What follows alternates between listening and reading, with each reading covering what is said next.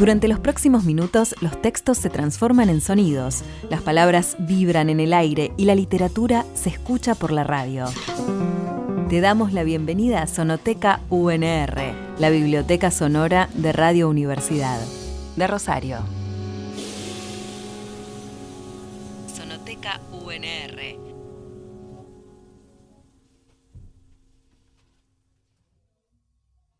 Durante más de 3 meses vivió allí, en la leñera. Aquí, en la pensión, seguimos diciendo la leñera, nada más que por costumbre. Los viejos y los nuevos seguimos diciendo naturalmente la leñera, pero menudo chasco se llevaría el que quisiera encontrar allí tan siquiera una astilla para encender el fuego del asado. Hasta la cama, que es lo único que hay detrás del piolín que todavía cruza a media altura, es de fierro.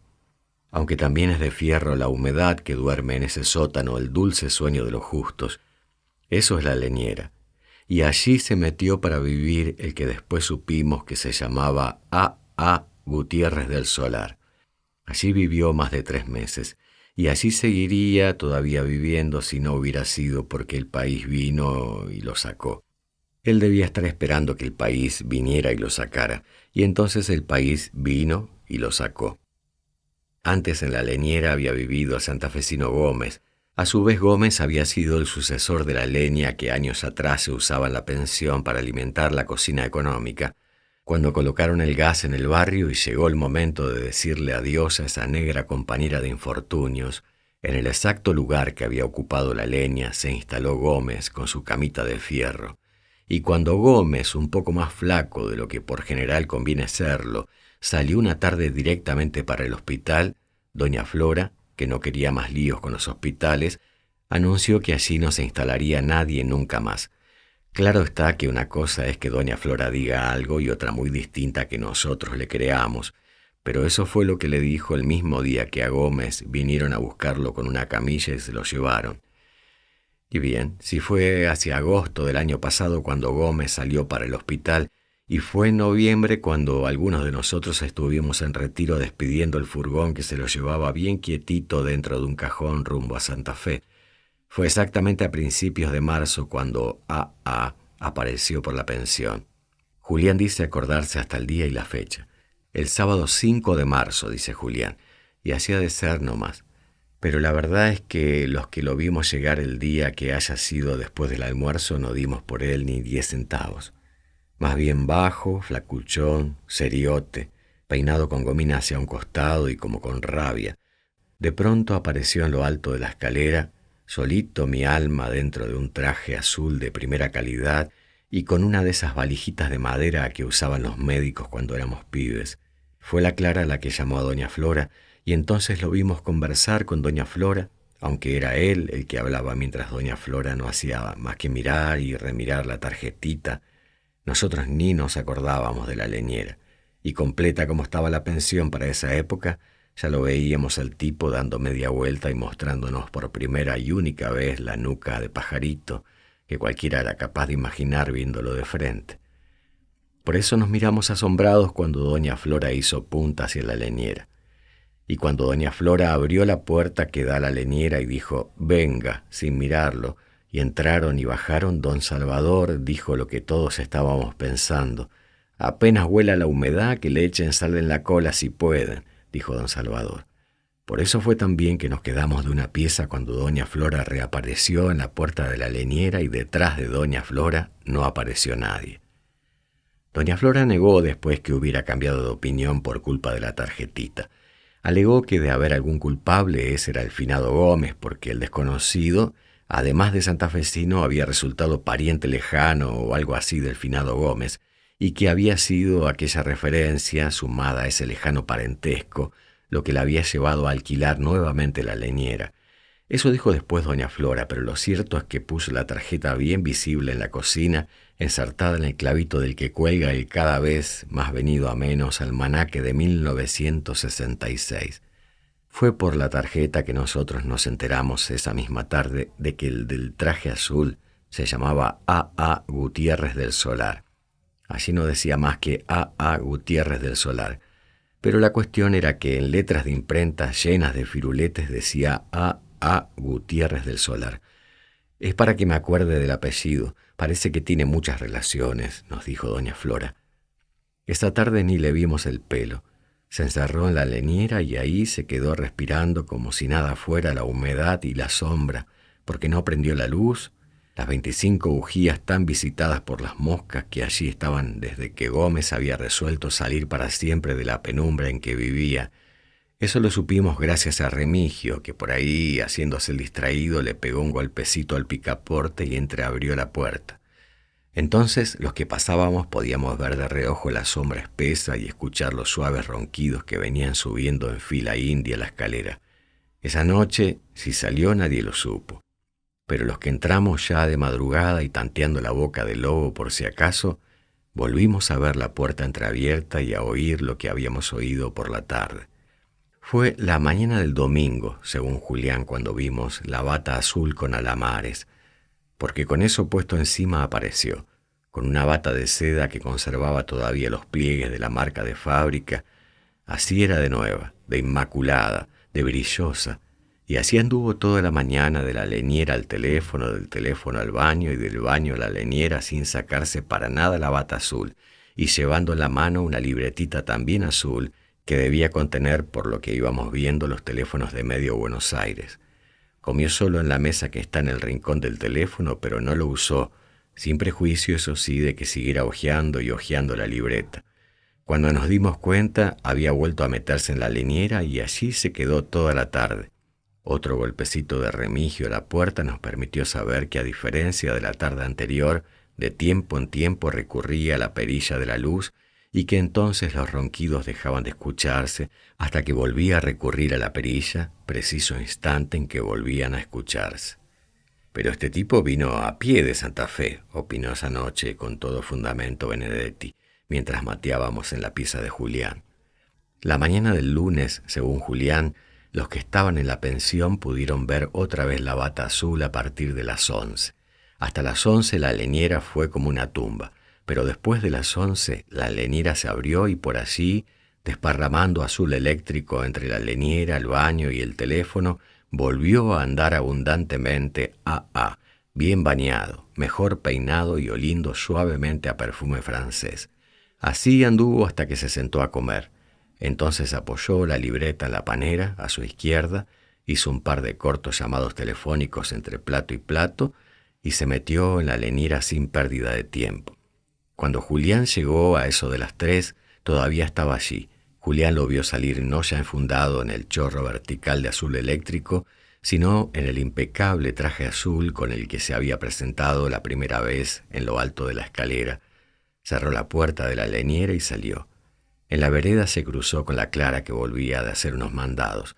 La Clara contó después que A.A. caminó unos pasos y paró un taxi, y que desde adentro del taxi volvió a saludarla como a ella le habían contado que solo saluda a los caballeros. No se lo vio por la pensión ni por el barrio en el resto del día. Como en toda buena noche de lunes, nosotros después de comer vimos un poco de televisión en el vestíbulo y nos fuimos a la cama. El único que se largó por ahí, como siempre, fue Remigio. Cuando volvió a las 2 de la mañana, al pasar frente a la leñera vio el paquetito de ropa. Esa vez no vio la tarjeta. La vio la noche siguiente cuando volvió a ver el paquete encima de la silla. Fue recién la tercera noche cuando se agachó. Primero vio la camisa blanca de nylon, las medias azules de nylon y el calzoncillo y la camiseta de nylon. No le hizo falta tocar nada para darse cuenta de que todo era de primera calidad. Después leyó lo que decía en la tarjeta justo arriba del A.A. Gutiérrez del Solar. Lavada y planchada para mañana a las 3. Gracias. Eso decía, dijo Remigio. Y agregó que esas letras de imprenta hechas a mano nada tenían que envidiarles a las otras imprentas de A.A. Gutiérrez del Solar. Lo que contó Remigio sirvió para aclarar algo que había quedado sin resolver la noche de la mateada en la pieza de Julián. Porque esa noche habíamos dicho, si la bata azul no es un olvido póstumo de Gómez, y no lo era, claro, ni A.A. la traía puesta debajo del impecable traje azul, y no la traía, claro, debe haberla traído en la valija. Eso habíamos dicho algunos entre mate y mate. Pero si vos ponés la bata dentro de la valijita, ¿dónde miércoles pones el resto de la ropa? Había rebotado Benedetti inspirado. Para aclarar ese misterio sirvió lo que Remigio contó después de ver y tocar el paquetito de ropa y de leer lo que estaba escrito en la tarjeta que a veces era la misma y a veces no, porque una más nueva y reluciente venía a reemplazar a la que se iba gastando por el uso nocturno, que A.A. no había tenido ningún problema en poner el resto de la ropa en la valija de madera por la sencilla razón de que el resto de la ropa había existido solo en la imaginación de Benedetti. Con eso había venido A.A. a instalarse en la leñera, con lo puesto afuera y con la bata adentro de la valijita, claro está. La remera azul debe haberla traído debajo de la camisa de nylon, dijo entonces Benedetti, acordándose de la remera azul que A.A. usaba debajo de la bata. De cualquier modo, así vivió A.A. durante ese mes de marzo, acostándose a las 2 de la mañana, levantándose a las 11, haciendo una media docena de llamados telefónicos, comiendo solo en el rincón, durmiendo su siestita, saliendo a eso de las 3, tan elegante y perfumado como el primer día, tomando su taxi por lo menos cada vez que se cruzaba con la Clara en la vereda. En abril empezó a recibir llamados telefónicos. En mayo, gente. La otra tarjetita apareció justamente cuando empezó a recibir gente, en mayo, aunque también en mayo fue cuando Remigio entró en el baño y lo encontró con las manos en la camisa. En un principio los llamados fueron pocos, 1 o 2 veces al día alguien preguntaba por A.A. Gutiérrez del Solar y allí estuviera o no A.A. Gutiérrez del Solar acababa la cosa. Pero después la cosa se convirtió en un verdadero bombardeo y enseguida se vio clarito que la Clara y doña Flora habían recibido al respecto instrucciones precisas. El señor Gutiérrez del Solar ha salido, pero a las 11 en punto estará de regreso, decían la Clara o doña Flora, si el llamado se producía antes de las 11. Si el llamado se producía entre las 11 y la 1, un momento, señor, ya le doy con el señor Gutiérrez del Solar, decían la Clara o doña Flora. Y entonces era posible verlo a A.A. cruzarse de piernas en la silla y darle al jarabe de pico hasta compensar todo el silencio que guardaban la pensión. Entre la 1 y las 3, la respuesta de la Clara o de doña Flora era otra. El señor Gutiérrez del Solar se encuentra descansando. Si no le queda incómodo, llame entre las 3 y las 3:15, señor, decían entonces la Clara o doña Flora. Después de esa hora se escuchaba algo distinto. El señor Gutiérrez del Solar ha salido y ya no volverá. Mañana entre las 11 y la 1 podrá dar con él, señor. Escuchaban los que andaban por ahí. Estas eran las respuestas, las 4 respuestas que la Clara o doña Flora se habían aprendido de memoria, dando la impresión, como decía Benedetti, de que habían seguido uno de los cursos por correspondencia que se anuncian todos los días en los diarios. De esos tipos, porque se trataba siempre de hombres, supimos primero por la lección que la Clara y doña Flora se habían aprendido de memoria, pero después los vimos llegar. No dejaron de hablar por teléfono, pero además empezaron a llegar. A veces era uno solo, generalmente 2, tipos siempre muy bien vestidos y mejor afeitados que jamás se presentaban en lo alto de la escalera sin haber tocado antes el timbre y sin haber sido guiados hasta lo alto de la escalera por la Clara o doña Flora. A los que llegaron primero, doña Flora los hacía pasar al vestíbulo de la pensión donde se sentaban a esperarlo a A.A., al costado de las pasaditas de don Salvador y de las correrías de los chicos de la Tota. Después, y no sabemos si fue ocurrencia de doña Flora o si se lo sugirió exitosamente A.A., doña Flora empezó a hacerlos entrar en un vestíbulo particular, una salita que ninguno de nosotros había pisado jamás, y que volvió a saber lo que eran la luz y el aire gracias a la llegada de los amigos o clientes o colegas, pensábamos nosotros, del más reciente de los pensionistas. Allí se sentaban entonces, el sombrero sobre la falda y el cigarrillo entre los labios, a esperarlo a A.A., que nunca aparecía antes de los 10 minutos. Conversaban con A.A. 20 minutos o media hora y se iban. Cuando se iban, en lo alto de la escalera quedaba A.A. mirando hacia abajo con una sonrisa apenas dibujada y por toda la casa un aroma a cigarrillo importado que era capaz de llevarlo al borde de la locura a don Salvador, que como buen jubilado municipal tenía meses en los que no solo no podía comprar cigarrillos, sino que ni siquiera fósforos. Era la Clara, que siempre bajaba un poco antes o un poco después, la que contaba cómo era el coche en el que se habían ido las visitas o a cuántos metros de la pensión habían parado el primer taxi libre que pasaba. Mientras tanto arriba, AA volvía a encerrarse abajo en la leñera y ya, salvo el caso de un nuevo llamado telefónico, no salía hasta la hora del almuerzo, porque no concedía más de una de esas audiencias por mañana. Nadie, ni doña Flora, lo que ya es mucho decir, tenía noción alguna acerca de los temas que AA y sus amigos o lo que fueran trataban en la salita que hasta el otoño había estado dedicada al silencioso recuerdo de don Lucio, el marido de doña Flora. La única pista que tuvimos la trajo Benedetti y no nos sirvió de mucho. Ese mediodía estábamos todos, incluyendo a Remigio con el portafolios de cobrador todavía bajo el brazo y a Riquelme con el overol de mecánico todo manchado de grasa. AA y dos de sus amigos se habían quedado echando un último párrafo junto a la entrada de la escalera y Benedetti, que pasaba, escuchó: «Toda esta es gente de trabajo, ni más ni menos la que hace grande a un país, y créame, quien no conozca a esa gente no conoce el país. Yo aquí me siento en mi elemento», contó Benedetti, que dijo AA en el momento en que él pasaba. El primer sorprendido fue Benedetti, que justamente volvía de patear medio Buenos Aires ofreciendo un maravilloso producto para combatir la calvicie y que, como él mismo agregó cuando pudo, no se cayó de espaldas porque, estando en el último escalón de la subida, eso sí que hubiera sido caerse. Pero después, a medida que nos fuimos enterando, fuimos todos los sorprendidos, con excepción de la Clara y de doña Flora, a quienes se les había despertado respecto de AA una especie de amor maternal que podía ser comprensible en doña Flora, que aunque nunca había sido madre, podría haber sido la madre de AA, pero no en la Clara, de quien AA podría haber sido perfectamente bien el padre, porque eso debía tener más o menos AA 40 años. ¿Ustedes se creen que no hay otra forma de trabajar que agarrando frío por ahí o ensuciándose las manos? Parece mentira.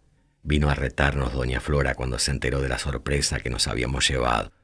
Cuando esto ocurrió, estábamos a mediados de mayo y ya había hecho su aparición la otra tarjetita. Para ese entonces la pensión no parecía la misma, ni don Salvador, con su memoria de elefante, se acordaba de que algo similar hubiera sucedido debajo de esos techos en los últimos 20 años, y cuando don Salvador decía 20 años, había que entender toda la vida, porque era un espectáculo entre las 8 y las 10 de la mañana verlas a la Clara y a doña Flora friega que te friega la escalera, el vestíbulo y la salita. De allí no pasaban, claro, pero en esas 2 horas parecían no existir más que para la escoba, el cepillo y el plumero. De manera que era natural que a las 11 o un poco más, cuando llegaban las visitas, todo eso brillara como el oro y oliera a cera y a desodorante perfumado, tal cual uno piensa que deben oler y brillar el vestíbulo y las salitas del Plaza o del San Martín. Así debía creer AA que estaba viviendo, en el Plaza o en el San Martín, y por eso seguramente hizo su aparición la otra tarjetita, a la que para verla no hizo falta que Remigio pasara a las 2 de la mañana. Remigio vio lo otro días más tarde, pero a esa tarjetita la vimos todos una mañana al levantarnos. Estaba pegada en la parte exterior de la puerta de la leñera, a la altura de la cabeza de un hombre, como si esa puerta, en lugar de dar a la leñera, hubiera dado a uno de esos departamentos de gran lujo que aquellos que ya tienen uno de lujo compran con la plata que les prestan los bancos oficiales. A. Gutiérrez del Solar, decía por supuesto en la tarjeta. Así quedó la tarjetita exhibiéndose en la puerta que ya nunca AA dejaba entreabierta. A esa especie de pudor recién inaugurado le atribuimos nosotros la desaparición del paquete de ropa, porque Remigio contó un día que cuando llegaba a la pensión a la hora de costumbre ya no veía el montoncito junto a la puerta de la leñera, y que si no veía el montoncito menos podía ver la tarjeta con el mensaje para la Clara. Nosotros pensamos que al AA de los amigos y de la tarjeta en la puerta no debía agradarle que su ropa sucia anduviera meneándose por ahí a la vista del público, aunque no fuera más que el del nocturno, y ni siquiera imaginábamos en qué lugar debía dejarle a la Clara el paquetito con la orden. Eso pensábamos todos menos Benedetti, que pensaba diferente. Benedetti sostenía que, gustándole el trabajo a AA como el mismo AA decía que le gustaba, lo lógico era pensar que trabajando había conseguido ahorrar los pesos necesarios para poder comprarse una camisa y compañía de repuesto. Eso pensaba Benedetti, y en verdad una cosa y la otra, lo que pensábamos nosotros y lo que pensaba Benedetti, eran posibles. Fue Remigio el que otro día vino y demostró que ambas cosas estaban completamente equivocadas. Para demostrarlo le bastó con contar lo que había visto. Con franqueza, uno piensa que solo a Remigio se le pudo ocurrir, en una de esas noches heladas de fines de mayo, despertarse a las 3 de la mañana con ganas de ir al baño. Y no solo eso, que ya es mucho, sino además ir no al baño grande al que usamos todos cuando podemos, sino al otro, el chiquitito que está en el patio de atrás, al que solo recurren los pibes de la tota cuando están muy apurados. El asunto es que se le ocurrió y entonces así de apurado cruzó el patio sin mirar siquiera las estrellas y más apurado todavía le echó mano al picaporte del bañito. Y lo que vio Remigio cuando abrió la puerta, según Remigio, pudo haber sido la causa de un desastre personal realmente bochornoso. Pero justamente le produjo el efecto contrario. Se olvidó de todo, de las ganas que había tenido y de las que podía tener en el resto de la noche, porque allí, envuelto en la bata azul y a la luz de la luna que entraba por la ventanita alta, estaba A.A. agachado sobre la pileta y friga que te friga el cuello de la camisa de nylon. Lo que Remigio no tuvo tiempo de ver fueron las medias azules y la camiseta, pero le sobró tiempo para ver colgado de la cadenita del váter y chorreando agua el calzoncillo. «Disculpe», dijo Remigio, que había dicho antes de salir a refrescarse por el patio. Esa noche Remigio no le escuchó la voz, pero no tardó mucho en darse el gusto, porque lo que fue para Remigio un encuentro puramente casual y sin mucha importancia, pareció ser para A.A. la señal del comienzo de una gran amistad. Tan seguro debía estar que al día siguiente, apenas lo vio, le pidió un cigarrillo. Era la mañana del sábado, y la bata azul había estado evolucionando sin prisa pero sin pausa desde la leñera al teléfono y del teléfono al baño. Cuando Remigio apareció entre las sillas del vestíbulo, la bata azul colgó el tubo del teléfono, puso proa hacia Remigio y lo abordó.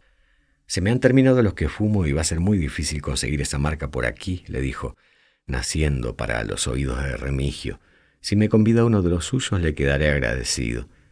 «Perdóneme», dijo Remigio poniéndose colorado de vergüenza, «son negros baratos». «No se vaya a creer», dijo A.A. mientras sacaba uno y se lo llevaba a los labios. «Por ahí estos baratos resultan ser más sabrosos que los de precio». Indudablemente ese cigarrillo barato que le dio Remigio debió parecerle a A.A. una de las cosas más sabrosas que había probado en los últimos años, porque llegó hasta a interrumpir la larga siesta del sábado para pedirle otro. Y eso le dijo cuando dio con él después de esperarlo más de media hora. «Le aseguro que tienen un sabor particular», le dijo. Después de esto resultó casi natural que cada vez que lo veía le pidiera otro. De las audiencias matutinas seguía saliendo envuelto en una aromática nube de tabaco importado, pero el verdadero placer parecía encontrarlo fumando los negros baratos que le convidaba Remigio. Esa impresión daba, que fumaba importados por obligación y los negros de Remigio por devoción. Y también debía ser cierto lo que a veces le decía Remigio cuando encendía el negro barato y lo pitaba como después de 3 meses sin fumar. «Créame», le decía, «de fumar esto uno no se cansa nunca». Tal vez fue por el temor a cansarse la razón por la cual A.A. dejó de fumar de los negros que fumaba Remigio y pegó el cambio de frente.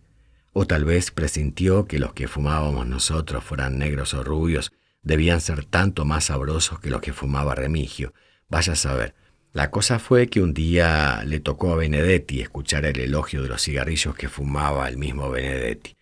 Benedetti fuma rubios, un pajonal amarillento y apretado al que solo los mejores pulmones argentinos, en sus mejores momentos, son capaces de sacarle algo parecido al humo.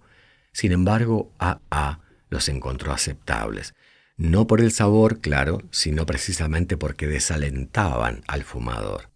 «Es una manera inteligente y económica de combatir el vicio», solía decirle a Benedetti. «Uno fuma 2 o 3 y renuncia hasta el día siguiente».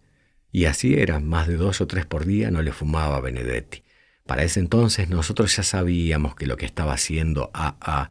era, ni más ni menos, recorrerse el espinel. Sabíamos que después de los rubios de Benedetti le tocaría el turno a los negros que fuma Riquelme, y que después de los negros de Riquelme le llegaría la hora a los rubios que fumo yo. Tanto y tan bien lo sabíamos que cuando lo previsto fue ocurriendo, estábamos ya resignados a escuchar los elogios y a creerlos. Ni siquiera era ese el tema en discusión en el instante en que mis rubios de medio pelo entraron en acción. Lo que discutíamos era qué pasaría cuando A.A. intentara seguir recorriendo el espinel, porque a don Salvador y con mucha imaginación solo podía sacarle el cigarrillo que a veces nos pedía y Julián no fuma. Eso discutíamos entonces. ¿Qué pasaría cuando A.A. se encontrara con la pared? Benedetti se iluminó una noche como si hubiera sido la propia bandera nacional. Muy sencillo, viejo, dijo la noche del 20 de junio. Pone la marcha atrás y empieza de vuelta con Remigio. Hasta en eso nos preparamos, para verlo recular hasta Remigio y luego avanzar otra vez zigzagueando entre negros y rubios como un esquiador de alta montaña hasta dar otra vez con la pared. Y eso fue exactamente lo que empezó a ocurrir, pese a que, ya en el punto de partida, A.A. introdujo una variante. A la variante solo la escuchó Remigio porque el abordaje se produjo en una parte. Remigio nos contó que esa misma noche, cuando ya era tarde para él, aunque no para nosotros, habría bastado con mostrarnos el lugar de su cartera que había ocupado el flamante billete de 100 pesos, pero no se dio por satisfecho con la exhibición. También quiso contarnos. Esa vez había venido antes el elogio que el pedido, un minucioso elogio de los negros baratos que el común de la gente deja a un lado por ignorancia o estupidez. Así se había catalogado despiadadamente A.A., de ignorante, de estúpido.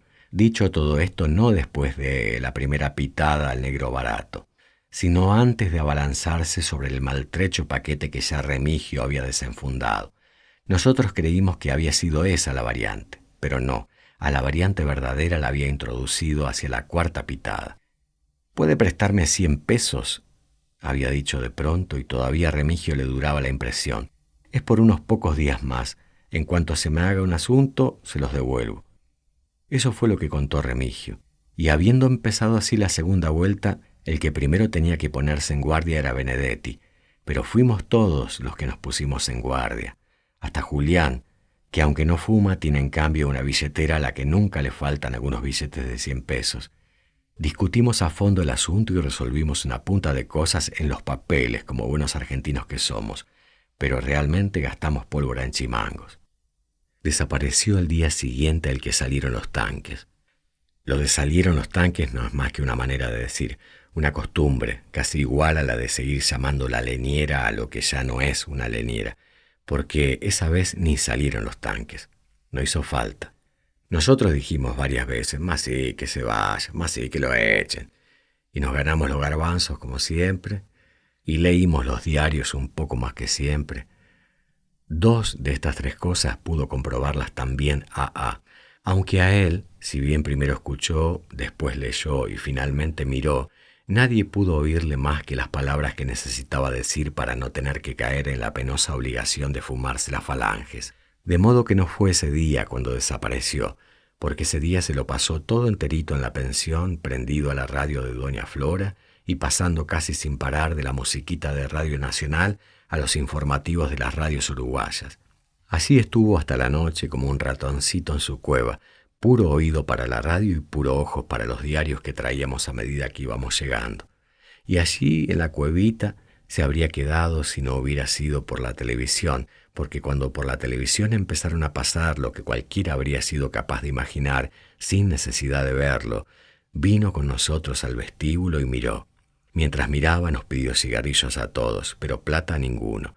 Después volvió junto a la radio y allí lo dejamos casi a medianoche, abrazado a su nuevo amor y con algunos cigarrillos de reserva.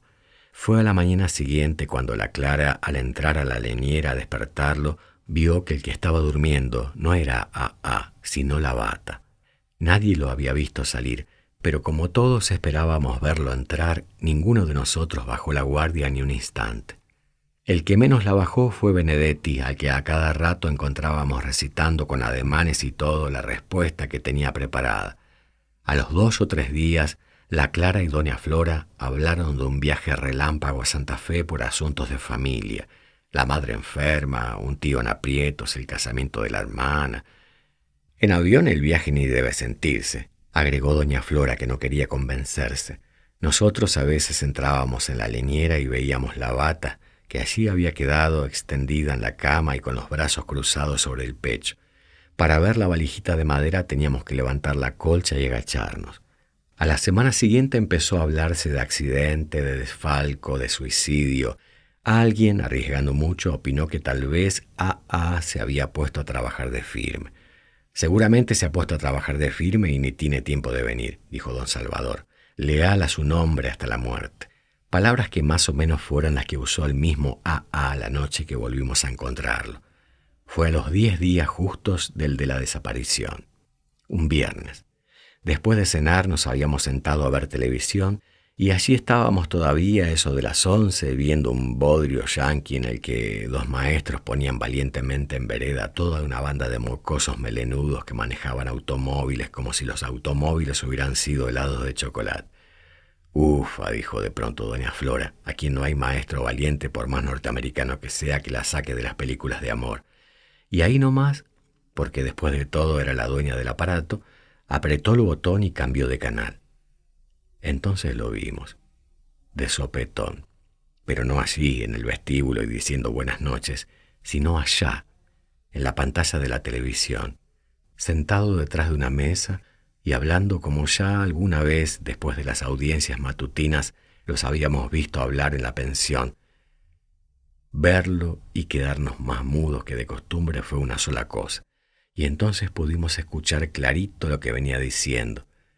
Dijo un poco de todo, pero lo que nos quedó fue esto, que por otra parte fue lo último que pudimos escucharle. Este país será grande por el esfuerzo sacrificado de sus hijos o no será nada. Y los hombres del interior que hemos venido a esta gran ciudad para aportar nuestro granito de arena a la histórica faena, también lo decimos. Estamos en la brecha, despierta la inteligencia y tenso el músculo. Fue el decir tenso el músculo cuando se armó el alboroto. Nunca se sabrá ya, diga lo que diga Remigio, si Remigio quiso borrarlo de una trompada de la pantalla o si tan solo trató de apagar el aparato porque no llegó hasta el aparato.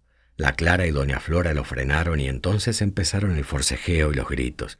De modo que los que no forcejeábamos ni gritábamos no tuvimos otra alternativa que perdernos las palabras finales, el cierre del discurso. Lo único que entendimos por la sonrisa apenas dibujada y la leve inclinación de cabeza fue el buenas noches que dijo al despedirse, esa vez sí, para siempre de nosotros. Como ya no tenía ningún objeto que el escándalo siguiera, nos siguió, y entonces nada impidió que oyéramos lo que después dijo el otro, el anunciador.